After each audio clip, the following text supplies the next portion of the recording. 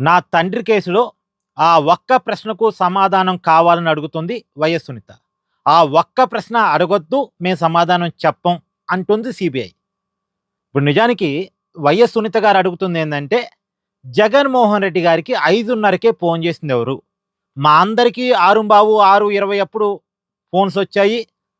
వివేకానంద రెడ్డి గారు చనిపోయినట్టు చెప్పారు. కానీ ఒక్క జగన్మోహన్ రెడ్డికి మాత్రం 5:30కే సమాచారం తెలిసింది ఎలా? 5:30కే జగన్మోహన్ రెడ్డికి ఫోను చేసి వైఎస్ వివేక గారు మరణించారు అని చెప్పింది ఎవరు? ఒకవేళ చెప్పినతను వివేకానంద రెడ్డి గారిని ఎవరైనా చంపారని చెప్పారా? లేదు వివేకానంద రెడ్డి గారికి గుండెపోటొచ్చి చనిపోయారని చెప్పారా?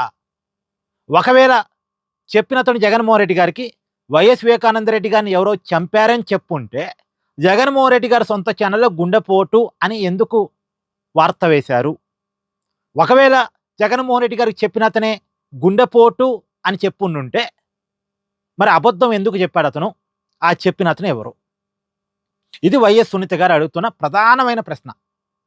బట్ దీనికి సమాధానం మాత్రం సిబిఐ దగ్గర లేదు. వైఎస్ జగన్మోహన్ రెడ్డి గారిని ఇంతవరకు విచారించలేదు ఈ కేసులో. ఎందుకు విచారించట్లేదు అనేది ఇక ఎవరి కాళ్ళకి అర్థం చేసుకోవాలి. వైఎస్ సునీత గారు అడుగుతుంది అదే. 5:30కే జగన్మోహన్ రెడ్డి గారికి ఫోను చేసిందెవరు? సరే కుటుంబంలో పెద్ద ఆయనే అనుకున్నారు.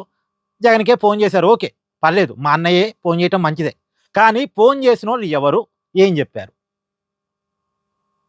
ఏదోకటి చెప్పుంటారు కదా! చనిపోయారండి, చంపేశారండో ఏదోకటి చెప్పుంటారు కదా!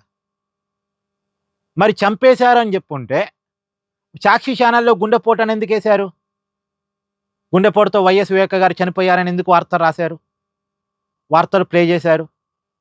ఒకవేళ గుండెపోటు అని చెప్పి గనక ఉండి ఉంటే, అబద్ధం చెప్పినట్టేగా చెప్పినతను.